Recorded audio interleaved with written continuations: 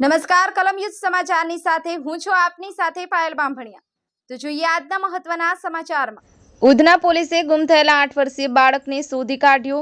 નંદુરબારથી બાળકને શોધી લાવતી ઉધના પોલીસ। ઇરફાન નામનો બાળક ખાતા પરથી અચાનક ગુમ થઈ ગયો હતો।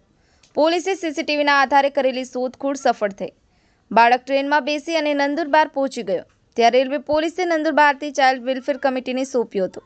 બ્યુરો રિપોર્ટ કલમ યુઝ સમાચાર સુરત।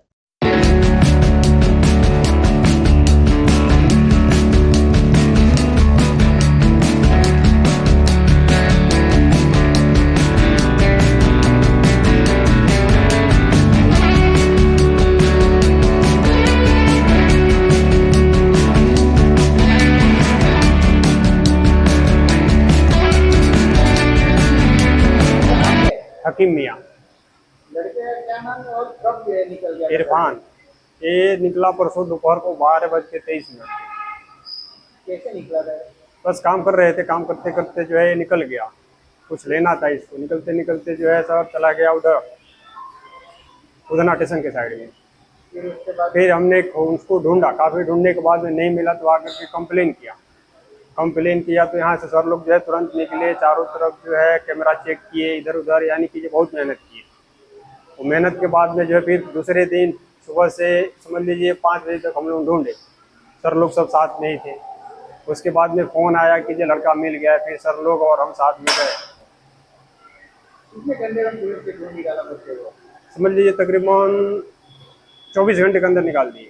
24 घंटे में बच्चे को ढूंढ निकाला। हाँ हाँ हाँ, पुलिस वाले ढूंढ निकाले। कैसा लगा अभी बच्चे को आपको मिल गया? बहुत खुशी हुआ। क्या बोल रहे पुलिस 24 घंटे मैं में बहुत आपको बच्चे को ढूंढ के मतलब मैं पुलिस वाले को सलाम करता हूँ, क्योंकि ऐसे पुलिस वाले अगर पूरे देश में अगर काम करना चालू कर दे तो किसी को कोई दिक्कत ही नहीं होती। एक बार बोलने से लोग दौड़ करके गए, हमसे ज़्यादा फिक्र इन लोगों को था। किशोर उतना पुलिस के विस्ताરમાં કોઈ બચ્ચો ગાયબ થઈ ગયો અને પોલીસ શોધીને લાવ્યો છે, શું છે વિગત?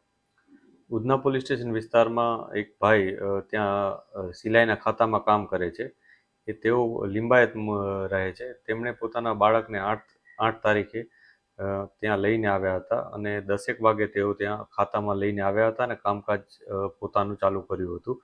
આ દરમિયાન 12:30ની આસપાસ એમનો જે સન છે એ ત્યાંથી રમતા રમતા નીકળી ગયો હતો અને બાદમાં તેમને મળી નહોતો આવતો, જે બાબતને લઈને તેઓ તરત જ પોલીસ સ્ટેશન આવ્યા હતા।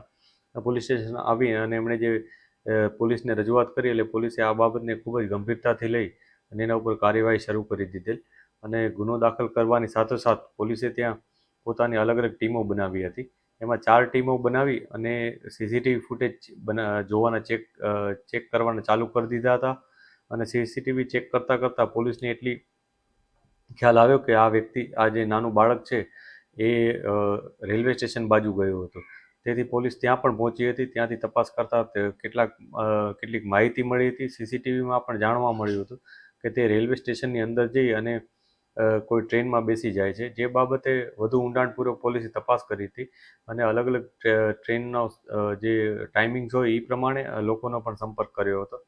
છેવટે પોલીસને ખબર પડી કે આ બાળક નંદુરબાર ની ટ્રેનમાં બેસેલ છે એટલે પોલીસે તરત જ નંદુરબાર રેલવે પોલીસનો સંપર્ક કર્યો હતો। રેલવે પોલીસમાંથી જાણવા મળ્યું કે આ બાળકને